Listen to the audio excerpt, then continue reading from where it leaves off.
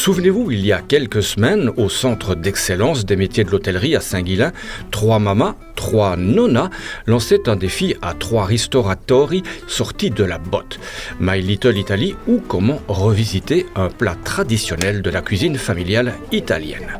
Aujourd'hui, les chefs contre-attaquent. Bon, ce n'est pas la guerre des étoilés, mais ils ont mis sur le grill 3 élèves de l'école hôtelière de Saint-Guilain en leur demandant de réaliser un repas de fête de leur cru, rien que ça. Allez, place aux artistes. On commence par Emeline, c'est elle qui sera chargée d'ouvrir les hostilités. J'ai décidé d'arrêter mes études de sport pour me consacrer à la cuisine. C'est papa qui est cuisinier. Et mon grand-père m'avait toujours dit que je serais cuisinière un jour. Je lui ai toujours dit non. Puis je me suis lancée et puis ça me plaît vraiment bien. Bon, après tout, la cuisine, c'est parfois aussi du sport. C'est pas de tout repos, ça c'est sûr.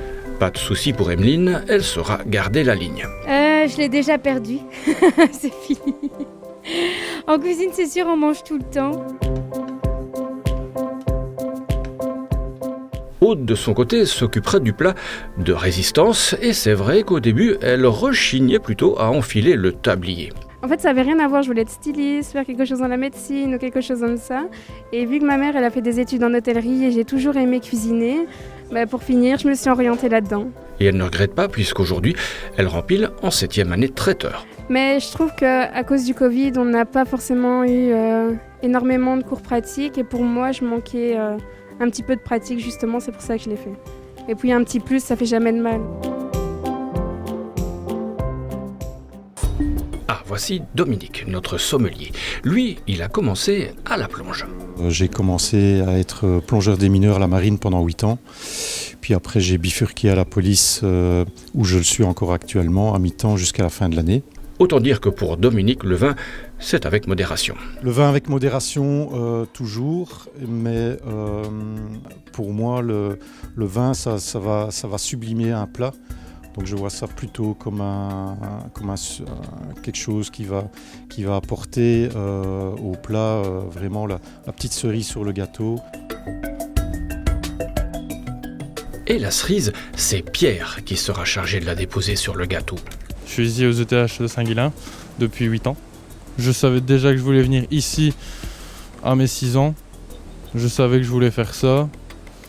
Après, au fur et à mesure des années, j'ai remarqué que l'hôtellerie me passionnait un petit peu, beaucoup le chocolat aussi. Et je suis en boulangerie-pâtisserie ici, en 7e chocolaterie, glacerie, confiseur cette année. Voilà, les présentations sont faites, maintenant le menu. En entrée... Alors c'est un risotto avec une fondue de parmesan et alors une émulsion de café. Pour suivre en plat principal, nous aurons... Alors c'est un suprême de pintade cuit à basse température accompagné de différents légumes et une petite sauce réduite au marsala. Et pour terminer... Ici je prépare un crumble chocolat noisette avec un moelleux chocolat et une crème pâtissière pour faire un dessert d'automne. Allez, on laisse nos marmitons à leur casserole. Voici votre to-do list. Pour le risotto, faites d'abord la fondue en mélangeant la crème chaude et le fromage Asiago. Préparez ensuite le risotto avec les oignons en brunoise, le riz, le bon bouillon de volaille. Ajoutez le vin blanc, laissez cuire al dente. Puis ajoutez la fondue et faites sauter avec le parmesan. Avant de servir, on garnit avec la poire coupée et l'émulsion de café au lait. Sans oublier le vin, bien sûr. Donc appellation Touraine-Chenonceau, on est sur un 100% Sauvignon en agriculture biologique. Le Sauvignon bien connu de la Loire qui va vraiment matcher avec le risotto crémeux. Mais pour l'instant, le match, il est plutôt en cuisine. Alors Emeline, comment ça va ? Je suis pas trop cuisine italienne, on va pas se mentir, je suis plus dans la cuisine française. Les boulets, les chicons gratins, les plats mijotés. Je préfère ça. Attends Emeline, tu n'as pas encore vu le plat principal, les pintades farcies. Alors pour la farce, il nous faut un filet de pintade, de la mortadelle, de la crème, un blanc d'œuf, le tout passé au mixeur. On farcit la volaille sous la peau, comme ça. On l'emballe et on la fait cuire à basse température dans un bain d'eau à 59 degrés ou au four si vous n'avez pas de baignoire.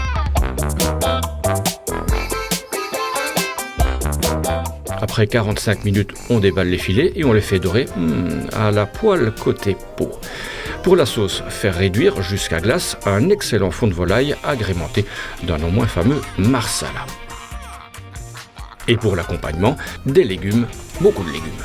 Surtout que la viande, c'est un petit peu pâle, mais on va quand même la faire un petit peu roussir, on va dire, dans une poêle avec du beurre. Donc ça va vraiment faire ressortir toutes les couleurs, tout ça. Et pour le vin, Dominique, quelle couleur? Ici, on est sur une très très belle Syrah, l'appel des Sereines.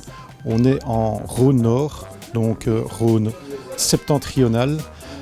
Cette belle Syrah sur la pintade, farcie, mortadelle, ça va porter vraiment le petit goût épicé. Ça va rappeler la garrigue, légèrement sur la violette. Et avec la sauce marsala, ça va vraiment matcher. Allez, je sens bien qu'il vous reste une petite place pour le dessert. C'est par ici. On commence par une crème pâtissière, classique. C'est comme chez moi. Lait, sucre, œufs, farine, fécule de pommes de terre, vanille. Pour le biscuit croquant, on mélange farine, levure, sucre, cacao, beurre fondu, lait tiède, noisettes, œufs entiers.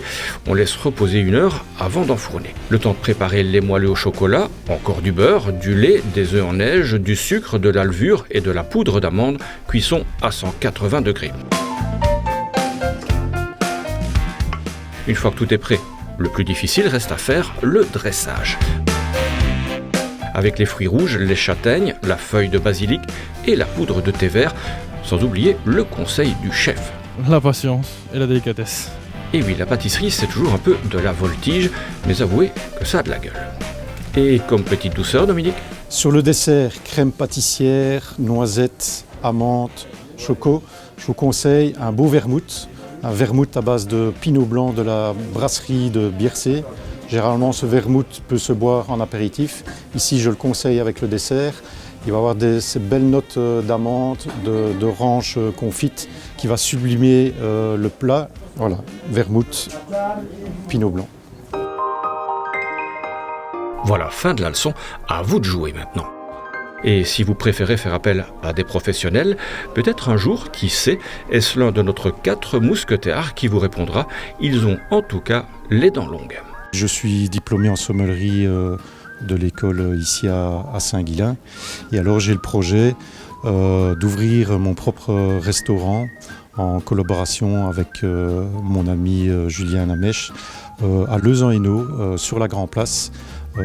Restaurant qui verra le jour mi-janvier. J'aimerais bien travailler dans une boulangerie-pâtisserie au départ et ensuite peut-être me lancer en tant que traiteur, mais faire tout. Donc faire le plat, l'entrée, le dessert, faire un traiteur complet. Je vais aller faire mes stages dans un restaurant étoilé au gré du vent et j'espère pouvoir apprendre encore un peu plus. Et puis avec papa, papa qui est dans les cuisines, j'apprends beaucoup avec lui, donc voilà. Faire un CAP pour devenir prof, mais je veux pas forcément devenir prof tout de suite, c'est plus au cas où si je veux avoir une vie de famille ou quelque chose comme ça, je peux faire ça plus tard. Bon, dis-le Aude, tu veux prendre la place du chef, Bah, oui.